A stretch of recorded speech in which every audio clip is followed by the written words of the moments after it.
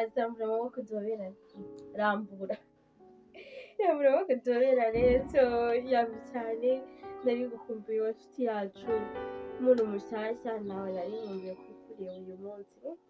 Nawe urambonye okay. Wowe gusa umbere kwigisha ko wakazi subscribe ubundi witurize wageze aho ugomba kugera. Imana y'amahoro rero ibaho umugisha, turasuhuje aho muri hatandukanye. Icya mbere ni ukuri muzima, sibyo? Waba urwaye, waba urwaje, waba ibibazo bisa nkaho bikuremereye, intsinzi no kuri muzima. Uko byagenda kose ejo cyangwa ejo bundi ibyo bintu byose birashira ukamera neza, intsinzi ukayigeraho, ukamenya uko urwana. Ariko bamwe bamaze kugera Kicukiro ntabwo bamenya uburyo barwanamo. Imana y'amahoro itugire neza, turabakunda, turabishimira, dushimishwa no kuba turi kumwe namwe. Ariko ndagira ngo ansabe cyane tugitangira, inshuti yanjye umekinge sure neza ko video wayisharinze, ni ukuri tuzamure channel yacu, tuyizamure nyabo, mureke tuyizamure, ko tutavuga ibibi, ko tuvuga ibintu byiza, ko tugira urukundo ruri naturel, kwera iki, tuyizamure kugira ngo tubashe gusangira n'abandi byiza, two kubyihererana, two kubishyira ku isi yacu gusa, n'abandi tubakundi, tubereke urukundo nyabo, tubateteshe banyoterwe, bishimiye ko tugira, sibyo? Ya rero nk'uko bisanzwe gahunda yacu ni yayindi, kuza kuvuga ibidutera imbaraga, nawe ukatubwira. Ese ko mutacyandika muri comment, murareba ntimuvuge, mu byo navuze bihagije, nyine kumva namwe izindi nama zanyu. Ese aho bitagenze neza se, niba hari ikindi kintu mva twazaganiraho, ibyo byose tukabasha kubisangira. Ntabwo nabasha kuvuga ngo iki ngiki nakivuze nk'uko bigomba by'ukuri. Niyo mpamvu rero mbinginga cyane. Ese muri kunyumva hari akamikoro ntabwo kari hasi, ashobora kuba kari hasi cyane. Ntabwo navuga ngo ibi ngibi ndumva nabivuze nk'uko bigomba kuba biri. Niyo mpamvu dukwiye gukoresha uko dushoboye, tugafatanya, ukambwira nanjye nkakubwira, tukabasha gusenyera umugozi umwe, tukavuga ibyiza, tukavuga ukuri, tukavuga ibikwiriye, ko aho tugomba kuba uko bikwiriye kuba bimeze. Imana amahoro ibaho umugisha. Turaje ngo tuganire akantu keza karyoshye ugize amatsiko ne. Okay, ndagusaba untege amatwi, nanjye utege amaso, nanjye mutege ayandi bambi, mutege nanjye ayandi. Ariko first of all ndagira ngo tumekinge sure neza ko ibintu volume ari iyo, sibyo? So rero ejo bundi hari umwe mu bakozi bacu twaganiriye, dusanga si uko abantu bato bafite ibintu batekereza, si uko batabumva bagera ku iterambere, ahubwo hari ibyo batekereza bakumva si ibyabo, kubera inshuti zacu dufite cyangwa abapatina bacu mu by'umwe cyangwa ubundi. Hari igihe ushobora kuvuga ikintu bitewe n'uko bakuzi, just ntibareke ngo uguruke ubikore uko byumva, bakavuga wabishobora se, biriya bisaba gutya na gutya, wowe gutya na gutya, ese kuko urakwihangana wagushobora, ese ibi nibi wabishobora, nyine bagacibwa intege, cyangwa bakavuga ngo kugira ngo uyu muntu agere kuri kiriya, ni uko hari ibyo aba yagakwiye kuba yakora, ni uko aba yujuje ibintu runaka, ni uko hari ahantu runaka abazwe.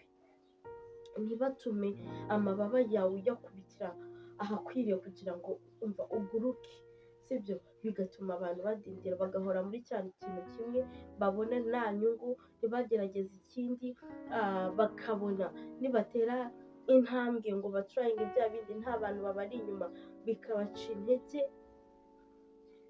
Dusanga burya abantu benshi bicaranye imishinga, ariko kugira ngo bayishyire mu bikorwa bakabona ntabwo biri gukunda, banatekereza hahandi hatoya ho kugira ngo batere imbere, bakumva ntabwo biri gukunda.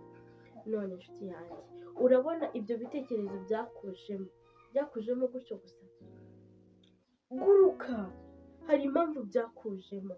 Ese niba utekereza ko hari ikintu wakora, gute wiyumvisha ko kidafite resulta nziza, cyangwa utagishobora, cyangwa ushobora guferinga bitewe nabo muri gukompeta ku isoko se, cyangwa abantu bari muri kariyeri nk'iyawe, ukumva ntabwo byanga ariko wagerageje. Umuhanga yabivuze neza, aravuga ngo kuvuga ko byanze ngo utaragerageza, ngo nk'amezi 8 ngo ufokasinga kuri icyo kintu gishyiramo imbaraga, ngo buriya ntabwo uba wakagerageza. Rero nawe ntabwo turi kuvuga ngo ufokasinga kuri amezi 8 why not utanarenza utaranabona resulta nziza, ariko bitewe n'ikintu uri gukora uragikunze, uri kumva nyine urashaka kugishyiramo imbaraga uko biri uko bigomba, wowe kireke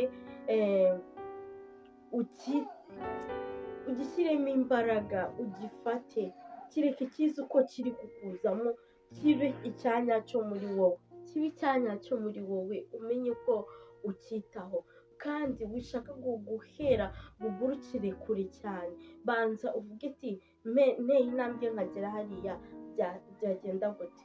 Ese nyine ugerageze, ariko nshuti yanjye, mbere na mbere shyira ivi hasi usenge, kubera ko ikintu cyose kirimo inyungu cyangwa ushaka kujyamo mu nzira nziza, udashaka guca muri obstacle runaka zitari nziza kugira ngo ukigereho, uko byagenda kose umwanya Satani akurwanya muri byinshi bitandukanye.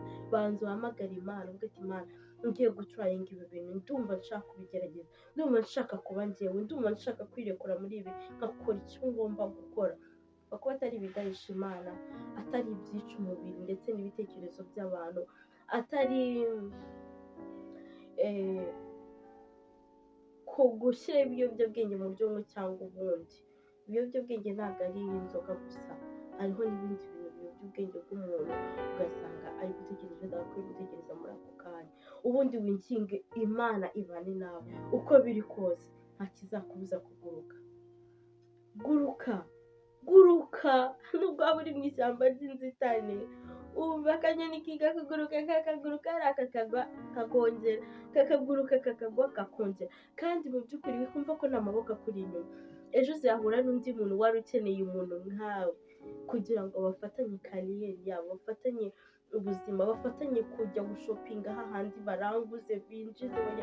Rero aho banza urebe ko aho uri ari ahagendanye n'ibyo wifuza, kuko hari ahantu tubarizwa nshuti yanjye, Imana aho gusinzirira gusa, ntabwo twavuga ngo gusa ushobora gukora ikintu wenda kigasinzira, uko ibitotsi like kuryama.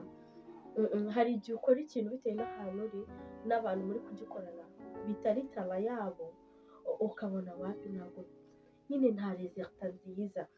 Ariko hari igihe uba uri ahantu hagendanye n'ibyo ushaka gukora cyane n'ibyo urimo, ukaba uhuza n'abantu bafite tara yabyo, ukaba muri kuvuga ati nubwo bitari kugenda neza, ariko tuzi ko ejo inyenyeri zaka bizagenda neza, kuko turabona n'ahantu turi guferinga. Rero nshuti yanjye, icya mbere ni ugusenga Imana niba ikwemera kujya muri ibyo bintu, uzabibwirwa n'iki? Igihe runaka nikigera bizemera, cyangwa bitewe niba ushaka guhindura place y'ahantu uri kugira ngo uhagarare ahanyaho.